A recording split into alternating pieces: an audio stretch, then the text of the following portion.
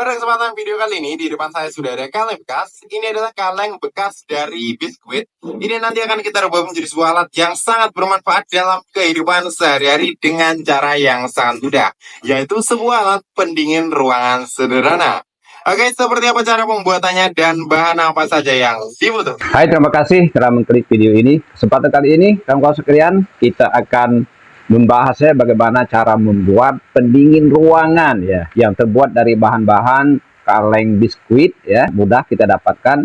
Dan berita ini kita dapatkan hasil collab antara channel Inspirasi Usaha dan channel Ekorip 28. Yuk kita ikuti berita selanjutnya. Ini kita membutuhkan satu buah kaleng bekas. Kali ini saya menggunakan kaleng bekas dari biskuit. Kita hanya membutuhkan satu kaleng saja ya teman-teman. Untuk barang selanjutnya, di sini kita membutuhkan dinamo atau motor listrik DC. Kali ini saya akan menggunakan dinamo yang ini saja. Ini saya ambil dari bekas copotan mainan anak-anak atau mobil-mobilan. Seperti ini ya teman-teman. Ini input tegangannya adalah 5 volt DC, sama seperti yang ini. Untuk yang ini saya ambil dari bekas VCD yang sudah rusak, atau bisa juga diambil dari bekas radio yang sudah rusak. Biasanya di dalamnya ada dinamo seperti ini ya teman-teman. Atau jika tidak ada, kalian bisa beli saja di toko peralatan elektronik. Ini harganya lumayan terjangkau, di bawah 10 ribuan. Kemudian di sini kita membutuhkan transistor TIP41. Jika tidak memiliki transistor seperti ini bisa dibeli di toko peralatan elektronik juga. Harganya lumayan terjangkau, sekitar 2 hingga 3 ribuan. Di sini ada 3 buah pin. Kemudian di sini kita membutuhkan satu buah potensiometer.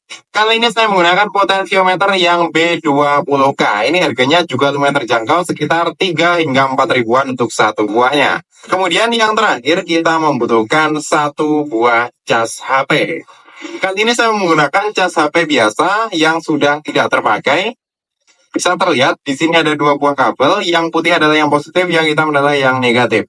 Untuk input tegangannya ini adalah, atau output tegangannya ini adalah 5 volt DC ya teman-teman. Jadi sudah sama seperti spesifikasi dari dinamo yang akan kita pakai dalam video kali ini.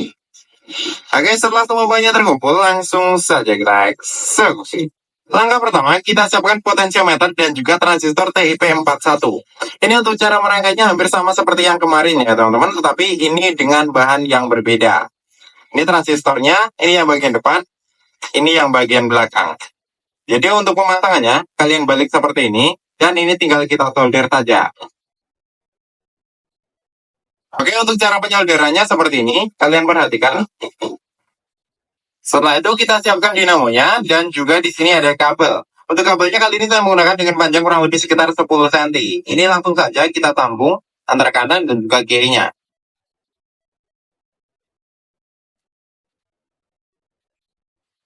Setelah kita solder salah satu kabelnya, bisa yang kanan atau yang kiri, ini kalian sambung saja ke cas HP atau kabel cas yang negatif.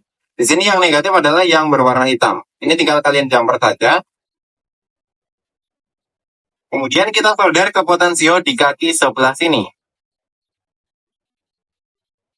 Dan untuk kabel positif dari cas HP, kita solder ke sebelah sini. Dan yang terakhir, untuk kabel dari dinamo yang satu ini kita solder saja ke kaki transistor di sebelah sini. Yang paling ujung ya teman-teman. Oke, langsung saja kita solder. Oke, untuk rangkaiannya hanya seperti ini saja ya teman-teman. Sangat simpel sekali. Untuk pemasangan potensiometer dan juga transistor seperti ini, bisa kalian perhatikan. Dan untuk kabel positif dari cas HP, ini yang putih, positifnya masuk ke sini, negatifnya masuk ke sebelah sini. Kemudian untuk kabel dari dinamo, ini kalian sambung saja di sebelah sini dan juga sini. Untuk pemasangan kabel dari dinamo ini bisa dibolak-balik. Nanti hanya akan berpengaruh pada putarannya. Kadang putarannya bisa ke kanan ataupun ke kiri. Hanya seperti itu. Kemudian langsung saja kita siapkan kaleng bekas tadi. Untuk tutup kalengnya nanti akan kita beri lubang pada bagian tengah dan juga samping-sampingnya. Fungsi dari lubang ini nantinya untuk kita pasang dinamo dan juga potensiometer ya teman-teman. Oke, langsung saja kita beri lubang.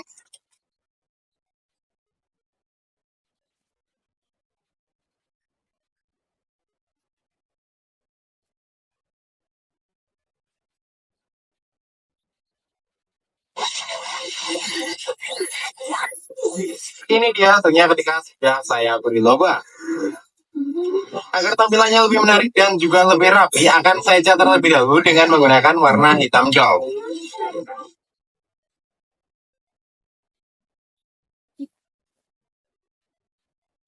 Oke, setelah saya cat, hasilnya kurang lebih seperti ini ya teman-teman. Setelah itu langsung saja kita rangkai atau kita pasang komponen yang sudah kita siapkan tadi.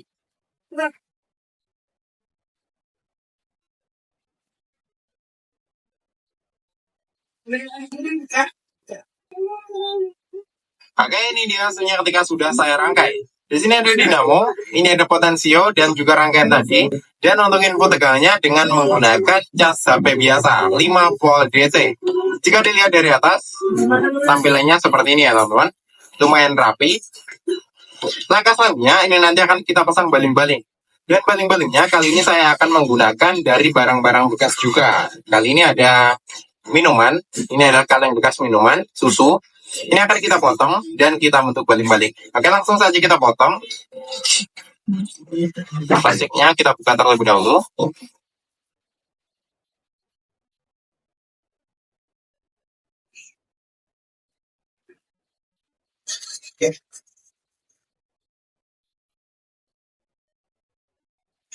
Oke, ini dia kalengnya sudah saya potong. Ini tinggal kita tekuk saja ya teman. Untuk penekukan ini mengikuti dari arah putaran dinamonya. Jadi nanti anginnya akan kita hembuskan keluar. Langsung saja kita pasang, kita tekuk terlebih dahulu.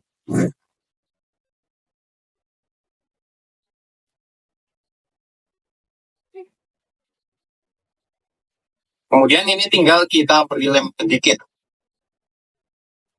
Gunakan lem tembak atau lem bakar ya teman-teman agar ini nanti lebih kuat dan tidak mudah terlepas.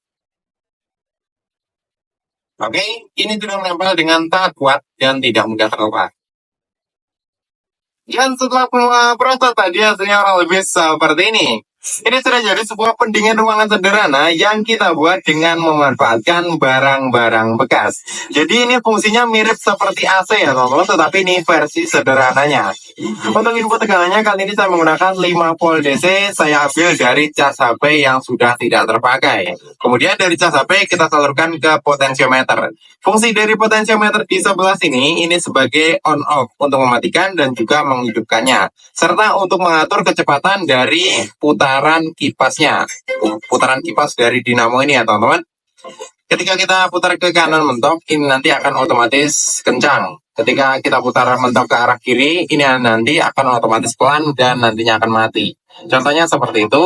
Oke, langsung saja kita tes apakah alat yang kita buat dalam video kali ini berhasil atau tidak. Dan hasilnya seperti ini. Kita tes terlebih dahulu di sebelah sini agar lebih terlihat di kamera. Ini sengaja saya tidak pasang terlebih dahulu agar lebih terlihat ya teman-teman. Untuk baling-balingnya jangan sampai mentok, agar nanti ada udara yang bisa masuk dan tersedot lagi keluar dari sebelah sini. Oke, kita mentokkan ke sebelah kiri, langsung saja kita colokkan. Apakah bisa berputar? Oke, bisa terlihat, ini belum berputar ya teman-teman. Akan tetapi ketika kita putar potensiometernya ke arah kanan, ini akan otomatis berputar dengan pelan-pelan.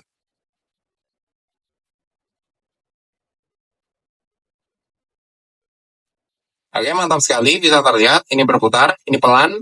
Ketika saya kencangkan akan seperti ini. Mantap sekali. Ini berputar dengan sangat kencang. Untuk hembusan anginnya juga lumayan. Oke, seperti itu ya teman-teman. Untuk hembusan anginnya seperti ini. Untuk bagian sini sampai bergetar. Artinya alat yang kita buat dalam video kali ini berhasil dan ini mantap. Akan saya matikan terlebih dahulu dan kita pasang.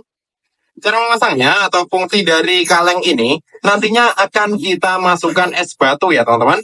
Es batu seperti ini. Di tempat saya ini harganya sekitar Rp1.000 saja. Jadi nanti akan kita potong separuh dan kita masukkan sebagai pendinginnya. Oke, di sini es batunya sudah saya potong. Kita gunakan separuh saja terlebih dahulu dan separuhnya saya simpan di kulkas. Langsung saja kita masukkan di sebelah sini. Dan kita pasang alat yang sudah kita rangkai. Kita kencangkan. Dan tinggal kita nyalakan. Kita putar ke kanan. Oke, mantap sekali. Ini lumayan dingin ya, teman-teman. Jadi udara dingin dari es batunya terhempas keluar dan ini bisa sedikit bermanfaat ketika cuaca sedang panas. Jadi semisal kalian sedang berada di satu ruangan, kalian menggunakan alat seperti ini, ruangan tersebut bisa lumayan berkurang panasnya. Oke, sangat bermanfaat sekali bukan? Dari barang-barang bekas kita bisa membuat alat seperti ini.